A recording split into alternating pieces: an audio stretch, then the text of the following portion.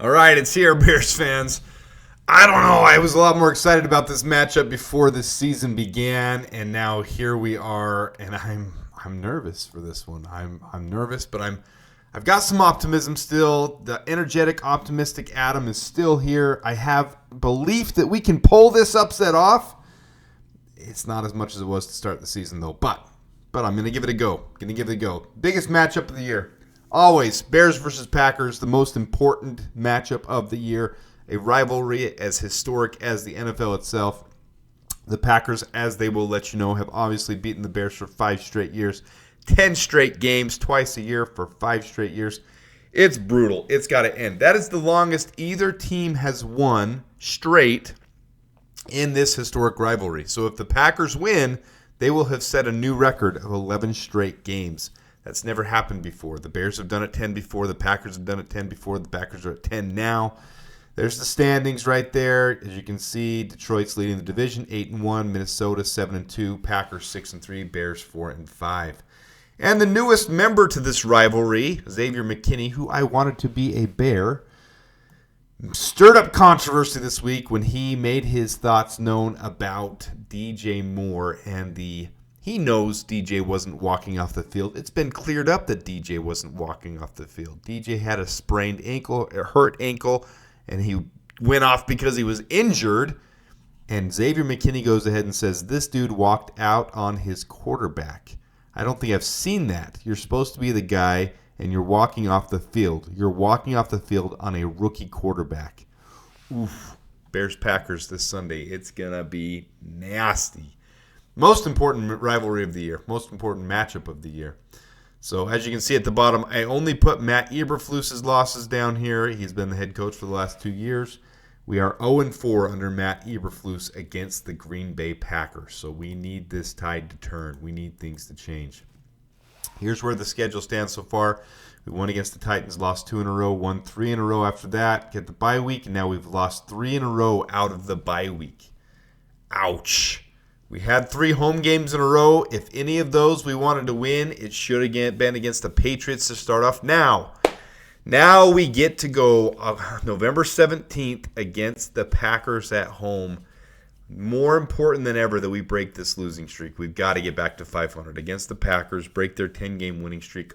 The day before Caleb Williams' birthday, happy birthday, Caleb Williams.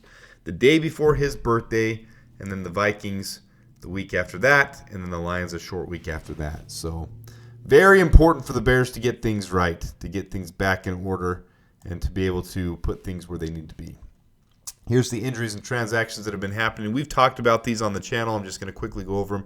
If anybody didn't see him, we've placed Jaquan Brisker on the injured reserve. He'll be out for at least the next 4 weeks. I made a video on that if you didn't see it. That concussion is apparently a lot more severe than originally thought.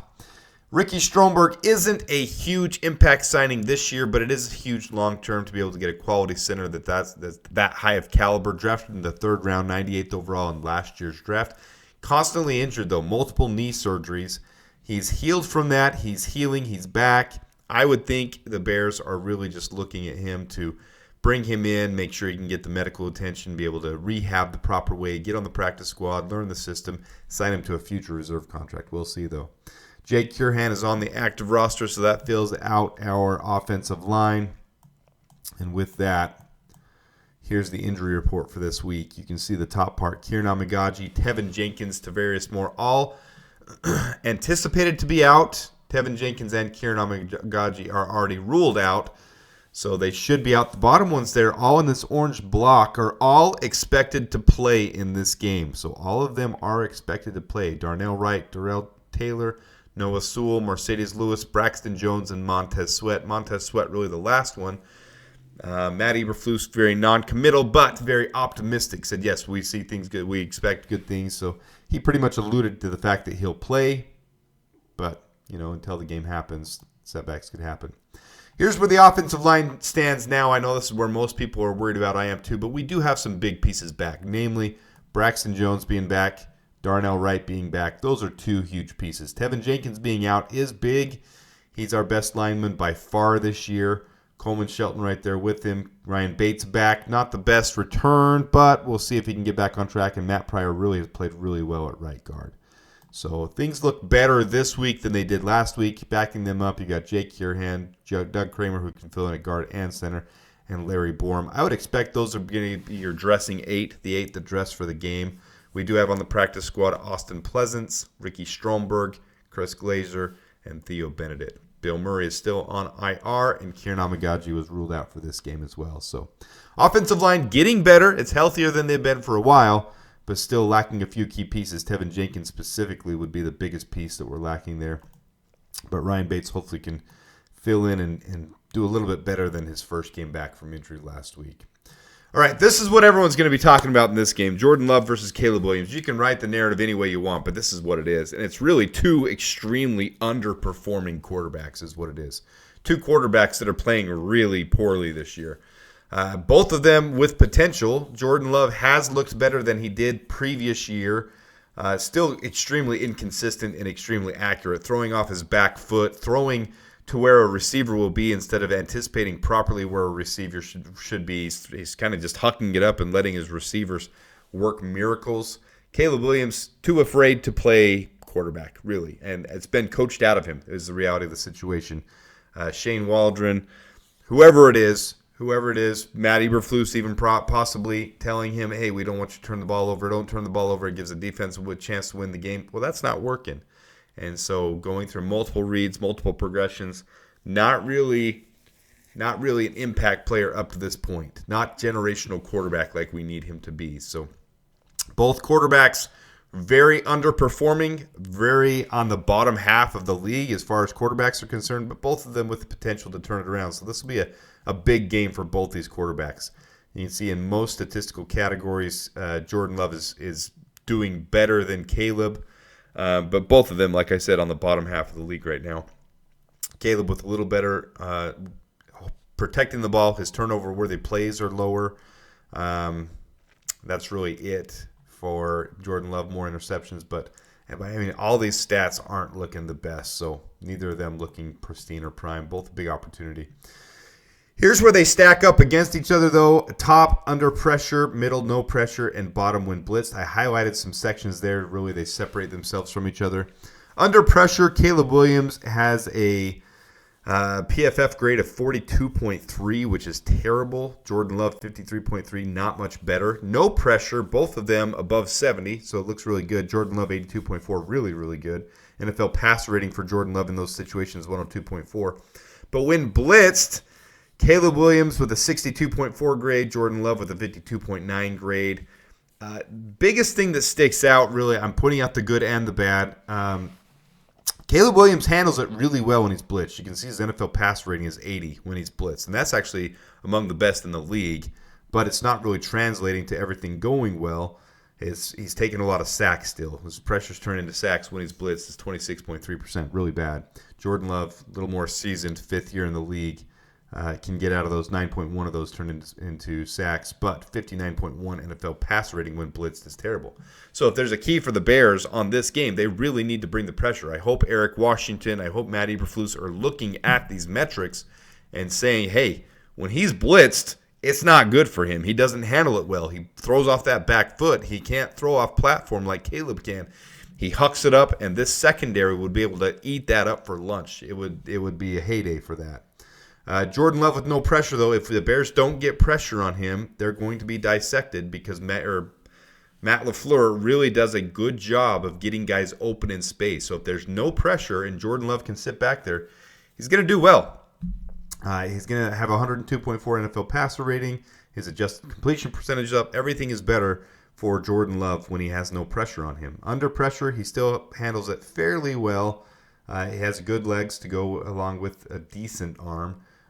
But Caleb really hasn't done well under pressure this year because he's not getting the reads out, the option.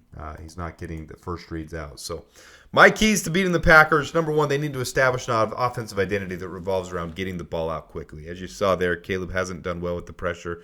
He hasn't done well with being able to translate that to getting it out to the first available option. He's looking to, and I don't know how he's been coached into it, but he's not getting the ball out on those first reads. You often see DJ Moore, Cole Kmet, you see Keenan Allen, you see them open, but it's only for a 3, 4, 5 yard dump down. Well, we need to start getting things rolling and get that completion percentage up. Get those 1st and 5 yards, 2nd and 5 yards. Turn that so we don't have as many 3rd and 4th downs. When you listen to Eric Washington this week, one of the big keys he said about why Green Bay is so successful is because they handle those 1st and 2nd downs so well that they're not hitting 3rd and 4th down as often. 1st down turns into 1st down. 2nd down turns into 1st down. It's not 1st down, 2-yard run, 2nd down, 3-yard pass. It's 1st down, 10-yard pass. 2nd down, 5-yard completion for a 1st down. They're doing a very good job of converting those, and the Bears are not doing that. So the Bears need to get the ball out quickly, get it out of Caleb's hands so he's not so worried about getting sacked, not that pressure coming into him. The offensive line is better than it has been in previous weeks, so take those early reads, and we'll see what Thomas Brown can do to call up some things to get the ball out of his hands early. This is going to be a prime opportunity. This game is going to be an opportunity for him to be able to show how he can get play calling going to be able to get the ball rolling for the Bears. They need to get Caleb's confidence by hitting easy routes. So, second, the run defense has to step up, and the pass defense against Love. Number one, they cannot allow Josh Jacobs to dominate this game. The Bears' run defense is terrible. The Packers' run game is excellent. Josh Jacobs is one of the best in the league. They've got to find a way to shut that down. Eric Washington alluded to it. He spoke directly about it in the press conference. It's something they got to get done. And the secondary has to track playmakers and get ahead to read Love's eyes. Matt LaFleur does an excellent job of getting his playmakers open in this defense. The Bears have to track all those players and play their positions and play them properly. The linebackers, especially for the Bears, have been out of position a lot in this game. If the Packers are going to beat the Bears, they're going to beat us over the middle. And Jordan Love's going to have to make those tight window throws. If they don't, players like Kevin Byard, players like Jalen Johnson, players like Tyreek Stevenson, players like TJ Edwards, they read the ball very well. Jordan Love can't throw it where he thinks he can just get guys open to play 50-50 balls, to play contested catches and get away with it against the Bears. The best Bears secondary is better than most teams that Jordan Love has been facing, and Jordan Love has not had success with trying to do that this year. He is easily readable. His eyes are readable, and he's easy to pick off. So this is what Thomas Brown said about him taking over play calling duties. He says, when it comes to where we are in the season, I'm not going to come in and try to reinvent the wheel. I'm not going to try to do that at all. That would be kind of silly and a spiral going backward, in my opinion. It's going to be about trying to find the best way to be effective with our playmakers. Everything to me starts up front, starts with the running game, how we attack, knock it forward mentality, and we build off of that. Helping Caleb get the ball out of his hands as fast as possible with the concepts we dial up, and then, not every play, allowing him to give his God-given ability when it's relevant, third down, and red zone. So I think that's really good. The way Thomas Brown talked in the press conferences, he sounds like he's a motivator. He sounds like he's the guy that can rally this team. Shane Waldron and Matt Eberflus, both very tentative back on their... Okay, all right, we just got to do the basics, all right? We got to, sounds right? We got to do this, we got to do that. Thomas Brown sounds like, you know what, guys? We're going to hit this, we're going to hit it hard, we're going to do it the right way, we're going to be efficient, we're going to do it the right way. I mean, he just sounds more of a motivational guy that players are going to rally around, so I really like the idea there. One big key to this game, and I like this from Sports Mockery, so I do give credit where credit is due. I don't love Sports Mockery. I say that all the time. I think Eric Lambert is a clown. But this article was pretty good. In there, he says the quarterback has been sacked 18 times in the past 3 games. And if you look at the right there, the last 2 games, it's been 15 times. So it's even worse if you look at the last 2 games. So Caleb has been sacked 48 times this year, last in the NFL. That's worst. Caleb's been sacked 15 times in the last 2 weeks. Obviously, that's worst as well. So it's clear he's second-guessing himself, holding the ball too long. I'm quoting from this article. And afraid to take risks. Many fear he's been broken. Brown doesn't think that this is the case. His objective moving forward is simple. According to Jason Laser of Chicago Sun-Times, the goal is to get Williams focused on taking the plays available. If the first read is open, take it. I love this. That's exactly what Caleb needs to get his confidence rolling and to get the offensive line feeling confident as well, because they've been broken down by this as well. It's not just Caleb. Take it. If it's open on the next play, take it. Don't ignore decent options in favor of the big play hunting. New offensive coordinator Thomas Brown, in concert with quarterbacks coach Kerry Joseph, is reemphasizing decisiveness this week. They don't want Williams to play cautiously, but they want him to take what's available quickly. As Joseph explained Thursday, Williams should hit the first open player as he works through his progressions rather than bypassing decent options in hope of making a bigger play. When we do that, those plays become unsackable because the ball is out of our hands, Joseph said. I love this.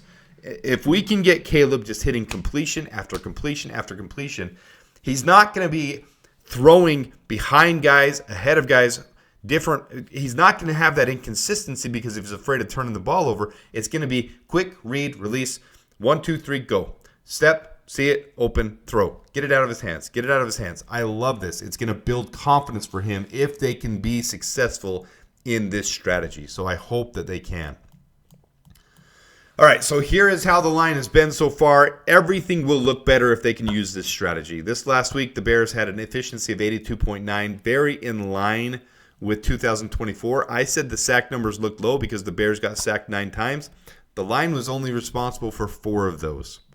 Now, that doesn't mean Caleb was responsible for the other 5. On some of those plays, you see Shane Waldron called plays where some of the play went right, some of the play went left, and there was no lineman to block a defender, and they got free sacks that wasn't a lineman's responsibility. This shows you why Shane Waldron got canned last week. 5 of those 9 sacks were not the responsibility of a lineman that allowed it. It was play calling. It was poor design.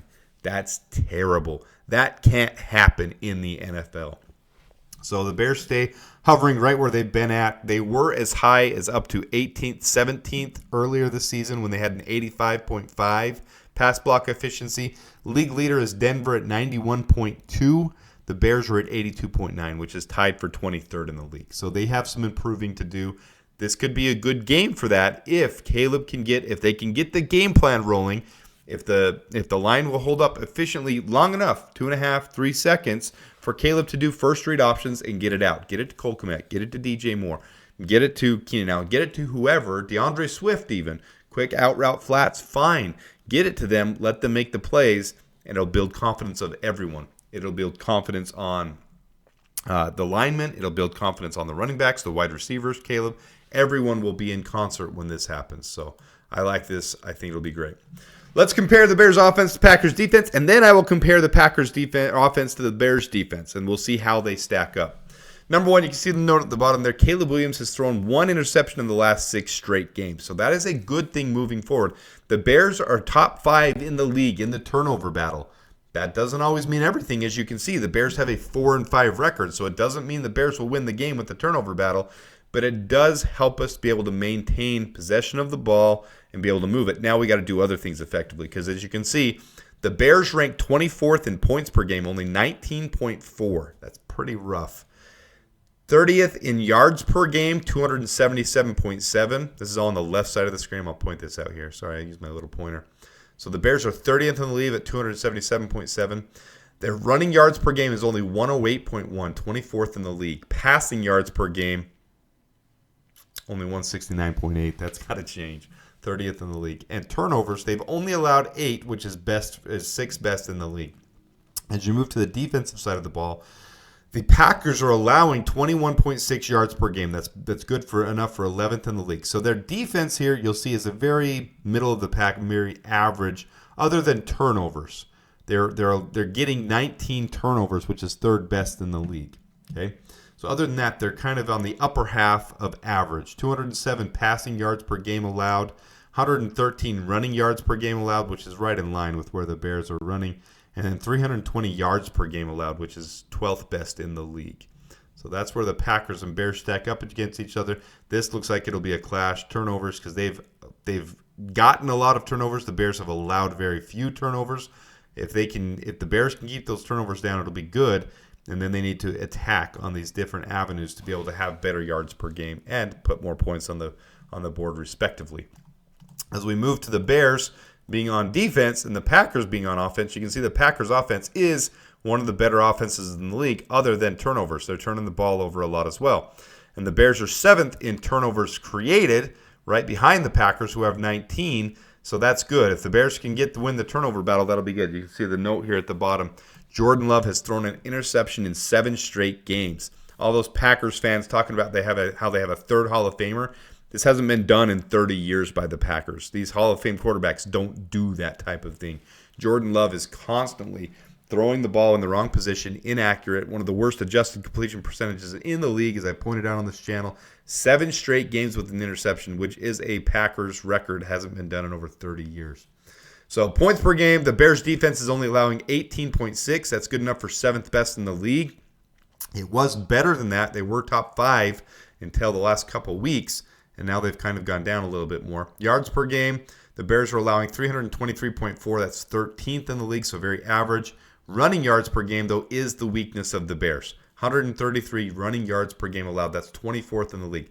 This is where the matchup will be determined. Josh Jacobs, the Packers have 154.8 rushing yards per game, which is good enough for 3rd in the league. Overall yards, 3rd most yards in the league, and 9th most points in the league. They are not converting in the red zone as much, though, and the Bears are doing very well at stopping teams in the red zone. That's where this game could be determined. The Packers might put up a lot of yards, but if the Bears can hold them to those field goals instead of touchdowns, they can hold them to 4 or 5 field goals, 15 points, and the Bears can score 3 touchdowns. They can have less scoring drives and still win the game by holding them in the red zone. So that could be key to this game. So you can see the Bears defense, one of their strengths, the Packers offense, one of their strengths. That's where this game might come down to when they match up against each other. Here's where Vegas has the odds for this game. They've got the Bears as a 5.5 point underdog. The Packers are favored to win by 5.5 points. The over-under on it at 40.5. So if you look at NFL, the analysts for them, where they've ranked the Adam rank, giving loyalty, showing Bears fans what's up. I love it. 24-21. Everybody else picking the Packers in this game, as you would expect. The Packers are 6-3. The Bears are 4-5. The Bears are struggling. The Bears have got to come out of it. I like the idea and the concept, though, of the Bears shaking things up. Shane Waldron out. You hear all the negative that was there. You hear about how players would have to come to him. He wasn't aggressive. He wasn't a motivator. He wasn't calling things. There's even rumors about him penalizing Cole Kmet and not giving Cole Kmet more options because Cole Kmet spoke up against him. If that's true, I'm not saying it is true, but these are rumors that are cycling out there. If that's true, you just handicapped one of our best playmakers because of a personal agenda. So if that's true, and Thomas Brown comes in, shakes things up, I like the idea of the shakeup. I think that leads. You just look what happened to the Saints last week. They beat the division-leading Falcons when they have an interim head coach. The same thing could happen here with the Bears. So before the season started, we had this 10-game or 11-day stretch where the Bears would play 3 games. This is the beginning of it with the division rivals. The Bears were favored in this game by 1 point before the season started. Now we're 5.5 point underdogs. I predicted the Bears would win 37-23 before the season. Ignore all the rest of that crap because this is pre-season predictions. Now I've got the Bears winning 28-21. I think the Bears upset the Packers at home with the shakeup, with Thomas Brown, with Caleb getting more confidence by playing the gameplay the right way. I think the Bears have a prime opportunity, so I'm very excited for this game. I think it's a huge opportunity for the Bears.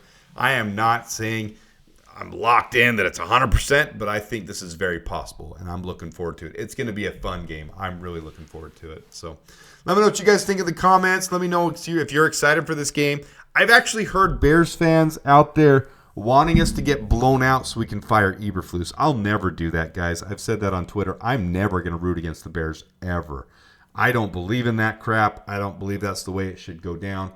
I want the Bears to win. I want them to get momentum. We're 0-0 in divisional play right now. We start it right now with the Packers, then the Vikings, then the Lions, then the 49ers, not divisional, and then all 3 divisional teams again. Well, with the Seahawks there at the end too. And the Packers' last game of the season. So this is a huge opportunity for the Bears. I'm a big fan of it. I'm looking forward to seeing Thomas Brown call the plays. He is going to be. He did mention he's going to be calling the plays from up in the booth. He won't be on the sideline, which is fine. I don't have a preference either way. I like how we can actually see the field. Has a crew up there with him discussing and talking about it with him. They can be able to make adjustments In fact, let me pull up here. I wanted to share this. This is from DJ Moore's press conference earlier in the week. What he said about Shane Waldron and not making adjustments in the first half. We've mentioned it. We said it that the Bears are a better team in the second half because they make those adjustments. But listen to DJ and what he says here. Primary things he was looking to change. It's very interesting. What do you think was lacking? And you're speaking from like a coordinator, like a play caller perspective. What do you think was lacking with the in-game communication from play caller to players? I want to say probably like when we want to call, it's probably like a drive too late, or like we wanted to make adjustments and we just wait till halftime to make it, and then we don't get the same look. So I can see what he mean by that right there. Interesting. So I think we got something here, guys. Thomas Brown interviewed for that offensive coordinator position before the season. He was a candidate right there with Shane Waldron, with Cliff Kingsbury, with all these other guys. He was a candidate, and he ended up accepting the offensive passing game coordinator responsibility. We might have just been gifted a prime opportunity for a really good candidate to be able to take over and see what he can do. If he does well this year, if he does well the rest of this year against the number one most difficult schedule from here to the rest of the year, this is the toughest schedule any team faces. If the Bears can go from 4-5 and win 6 of those last, 9 games? 9 games left? 7 games left. We're 4-5. Brain fart. We got 8 games left. So the last 8 games, I mean, it's pretty hard to win 6 and make the playoffs, guys. Let's be honest.